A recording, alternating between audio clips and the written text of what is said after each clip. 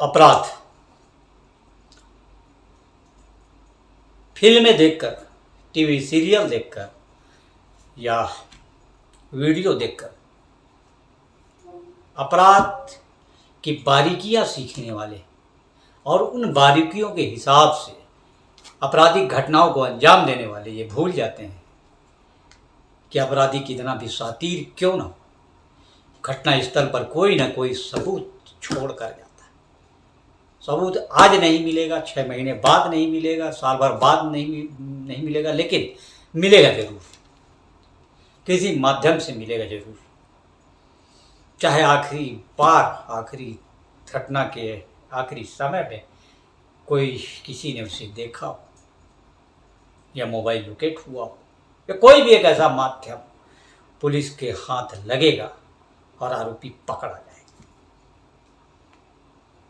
जी हाँ, आज बात हम करेंगे छत्तीसगढ़ का एक जिला है महासमुंद।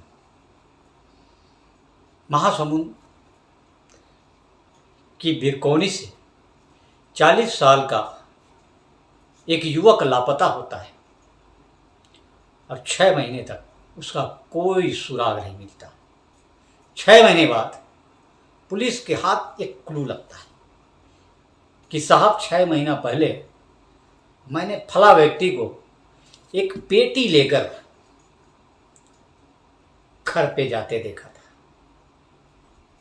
तो आप भी सुनिए, चौंकेंगे कि रात के वक्त एक बड़ी सी पेटी कोई अपने घर क्यों ले जाएगा।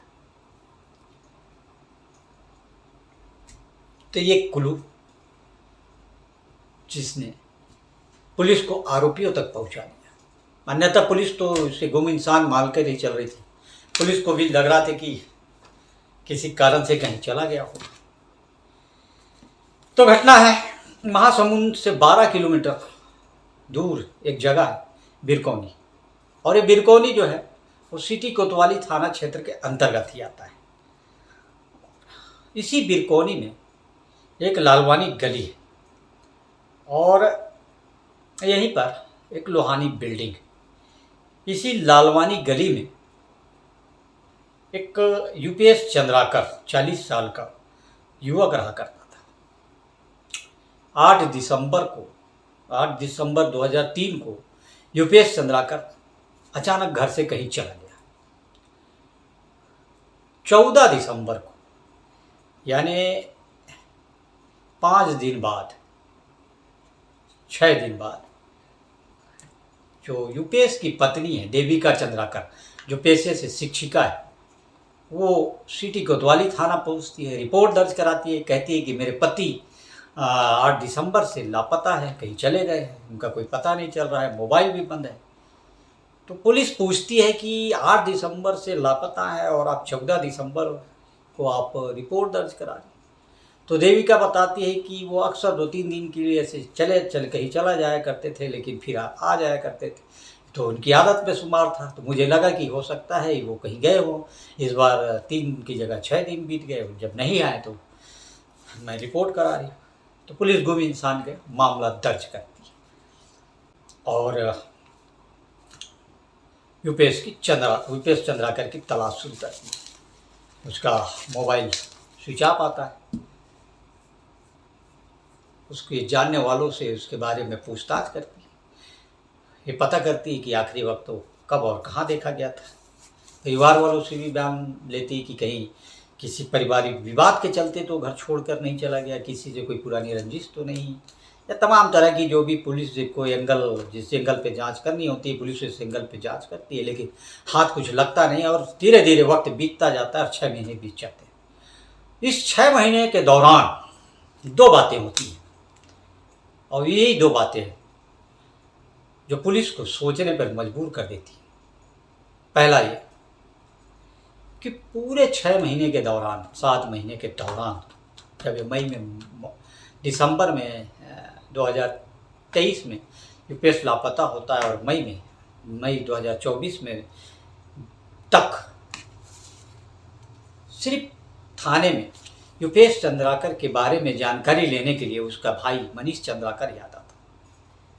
यानी देविका जो थी युपेश की पत्नी जो पेशे से शिक्षिका थी, वो 14 दिसंबर को उसके गुम इंसान का जब रिपोर्ट दर्ज कराने आती है, उसके बाद लौटकर कभी दोबारा थाने नहीं आती, कभी ये जानने की कोशिश नहीं करती कि उसके पति के बारे में कोई जानकारी मिली कि नहीं मिली। जबकि अमूमन आमतौर पर परेशान परिजन बार बार पुलिस के पास जाते हैं, पुलिस को पूछते हैं कि कुछ पता चला या नहीं।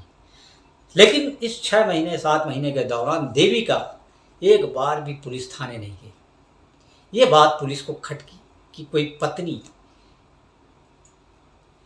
जो कथित तौर पर दावा करती है कि वो अपने पति से बहुत प्यार करती है, तो वे किस तरह का प्यार की पति को गुमे 6 महीने 7 महीने हो गए और गुम इंसान की रिपोर्ट दर्ज कराने के बाद एक बार भी थाने लौट कर नहीं आई, एक बार भी अपने पति के बारे में जानकारी नहीं जुटाई। वही उसका भाई जो है युपेश का, वो लगातार पुलिस से गुहार लगा रहा है, लगातार पुलिस के पास जा रहा है कि मेरे भाई की तलाश कीजिए, पता कीजिए। तो अब पुलिस को लगता है कि मामला कुछ संदिग्ध है, युपेश इस तरह से लापता नहीं हुआ है, मामले में कुछ गड़बड़ है, मामले में कहीं न कहीं कोई ऐसी बात है जो छुपाई जा रही है। पुलिस का देविका का थाने नहीं आना 6-7 महीने में ये बात खटकती है और पुलिस फिर नए सिरे से इसकी जांच शुरू करती है। पुलिस हर उस एंगल को खंगालती है जिस पर युपेश के बारे में जानकारी मिलने की संभावना आशंका थी। पहला ये युपेश का कहीं कोई दूसरा चक्कर, प्रेम प्रसंग, युपेश का कहीं कोई लेन देन को लेकर किसी से झगड़ा, युपेश का कहीं किसी से पुरानी रंजिश, युपेश का कहीं कोई पारिवारिक रंजिश, ये तमाम एंगल पर पुलिस काम करना शुरू करती है। और इसी दौरान पुलिस के हाथ एक और क्लू लगता है। दरअसल एक क्लू इत्तफाकन लगता है। कहते हैं कि जब मामला सुलझना हो तो कोई सबूत, कोई क्लू पुलिस के पास कुछ चल कर आ जाता है। तो इसी बीरकोनी में, इसी लालवानी गली में, इसी लोहानी बिल्डिंग के पास एक युवक रहता था, योगेश दीवान। उसने एक दिन आकर महासमुंद के सिटी कोतवाली पुलिस को बताया कि साहब, एक रात मैंने जो युपेश चंद्राकर का पड़ोसी था है मुकुंद त्रिपाठी, उसको घर के अंदर बड़ी सी पेटी ले जाते हुए देखा। तो पुलिस की आंखें चौड़ी हो जाती है, पुलिस कुछ बुदबुदाती है, लगता है कि अब मामला सुलझने के नज़दीक। अब एक नाम भी आ गया पुलिस के पास, मुकुंद त्रिपाठी। अब पुलिस मुकुंद त्रिपाठी का हिस्ट्री खंगालती है, उसके बारे में पता करती है कि मुकुंद त्रिपाठी कौन है, इसका उस बड़ी पेटी से क्या वास्ता है, वो बड़ी सी पेटी रात पे अपने घर क्यों ले जा रहा है। तो इस दौरान पुलिस जो है मुखबिरों का जाल बिछाती है। पुलिस के जवानों को अलग अलग लोगों से पूछताछ के लिए लगा दिया जाता है। तो पुलिस के हाथ एक बड़ा क्लू लगता है। पुलिस को पता चलता है कि मुकुंद त्रिपाठी आपराधिक किस्म का है। मुकुंद त्रिपाठी ज्योतिष का काम करता है। वो इसी लालवानी गली में युपेश चंद्राकर के घर के ठीक बाजू में रहता है और उसका जो ऑफिस है ज्योतिष का, जहाँ वो काम करता है, वो लोहानी बिल्डिंग में, दफ्तर लोहानी बिल्डिंग में, घर लालवानी गली में, और युपेश चंद्राकर का पड़ोसी। तो फिर पुलिस और अंदर तक जाती है और गहराई तक पता लगाती है। तो पुलिस की को एक बात पता चलती है। जब पुलिस मुकुंद त्रिपाठी का और देविका चंद्राकर का मोबाइल खंगालती है, देविका चंद्राकर युपेश चंद्राकर की पत्नी, जब दोनों की मोबाइल डिटेल निकालती है तो बहुत सी बातें सामने आती हैं और लोगों से बात भी पता चलती है कि दोनों के बीच प्रेम प्रसंग है। लंबे समय से प्रेम प्रसंग, और प्रेम प्रसंग शारीरिक संबंध में भी तब्दील हो चुका है। फिर पुलिस को समझते देर नहीं लगती कि यही प्रेम प्रसंग युपेश के गायब होने का कारण बन सकता है, युपेश के लापता होने का कारण बन सकता है। अब पुलिस संदेह के आधार पर मुकुंद त्रिपाठी को उठाती है, पूछताछ शुरू करती है। मुकुंद त्रिपाठी पुलिस को गुमराह करने लगता है।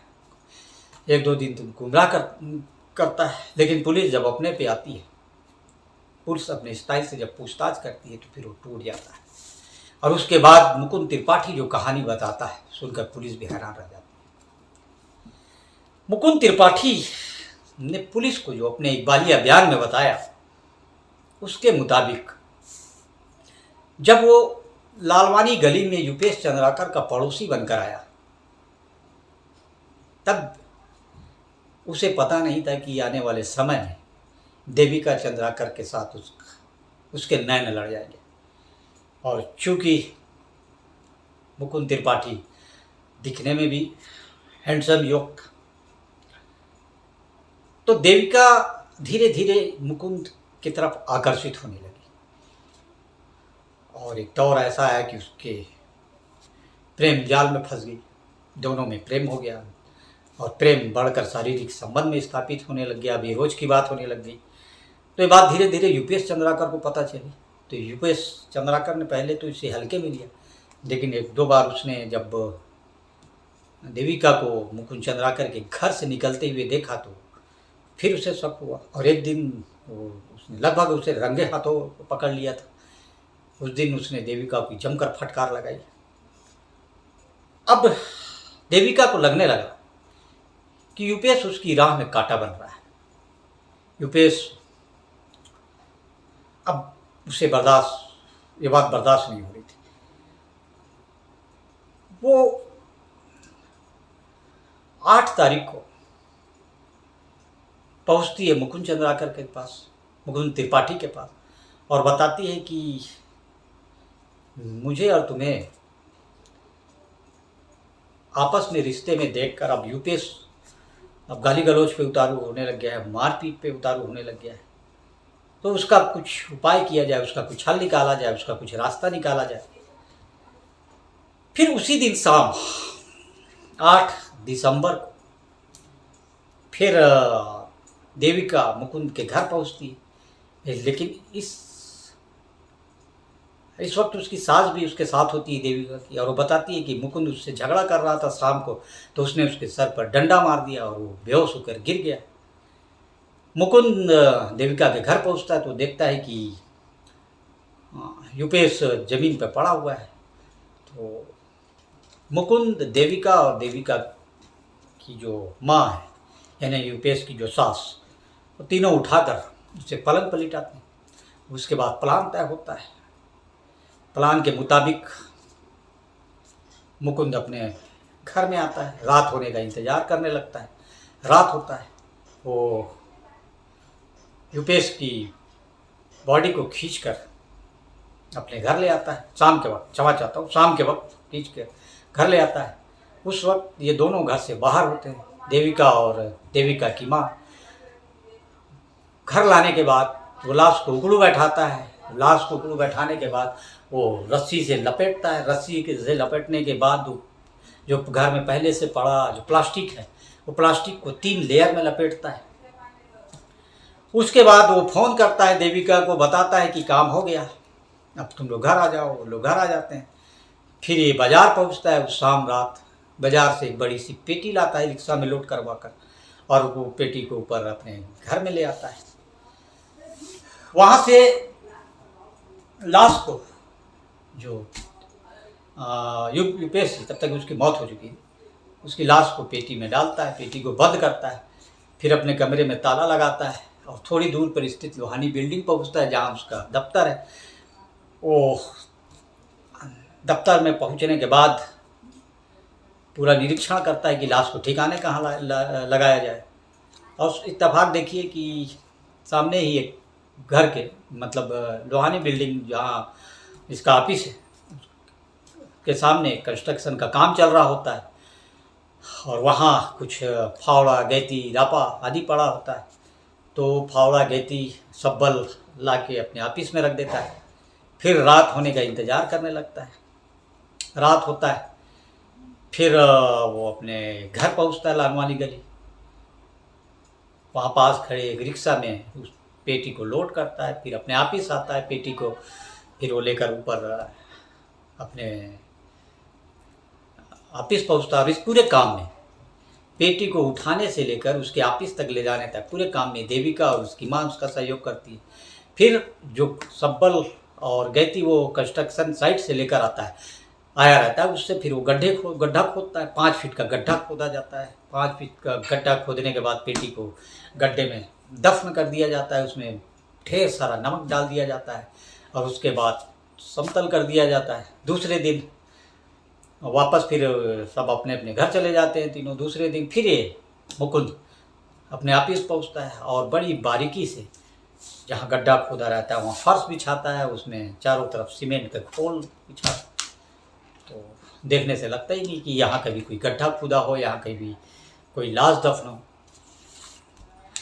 जब वो अपने इकबालिया बयान में पुलिस को सब बताता है तो पुलिस भी चौंक पड़ती है और पुलिस के तमाम बड़े अफसर घटना स्थल पर पहुंचते हैं। घटना स्थल पे खुदाई शुरू होती है और खुदाई के बाद एक बड़ा सबूत उस गड्ढे से निकलता है। एक पेटी निकलती है और पेटी में से एक लाश निकलती है जिसे 3 लेयर प्लास्टिक में लपेटा गया हो, लेकिन इतनी भयंकर बदबू उठती है कि जो भीड़ जमा होती है वो बदबू से परेशान होकर भाग जाती है और पुलिस देखती है कि लाश 80-40% तक डिस्पोज हो चुकी है।